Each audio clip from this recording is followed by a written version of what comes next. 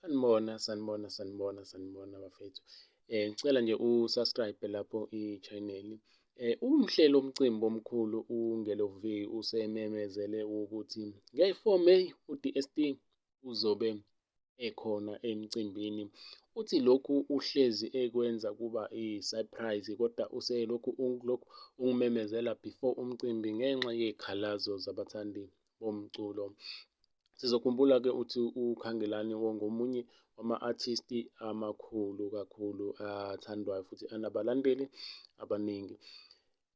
Siphinde futhi siveze ukuthi besazi ukuthi lo mcimbi kaNgelo V ikhuphuka nezakho bekuzoba khona igcokama. Igcokama-ke lihoxile emcimbini kamaskandi ebanjelwa eThekwini, okuyinto-ke futhi ezokwenza ukuthi angeke size silibone kuwo lo mcimbi ikhuphuka nezakho.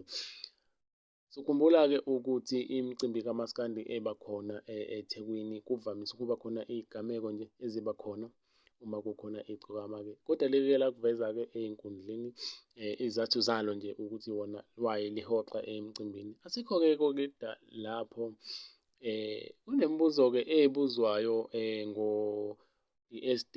Abanye bathi uNgelo V ufaka uKhangelani ngenxa yokuhoxa kwegcokama elisha, njengoba sazi ukuthi alisekho njengoba lisusiwe nakwi-post nje futhi ngenxa yokuthi lihoxile emcimbini. Ukwazi kabanzi mhlambe nokuzwa ezinye ey'shisayo mayelana nomaskandi, subscribe nje i-channel. Sicela nje usiphe leyo support yakho, u-subscribe i-channel.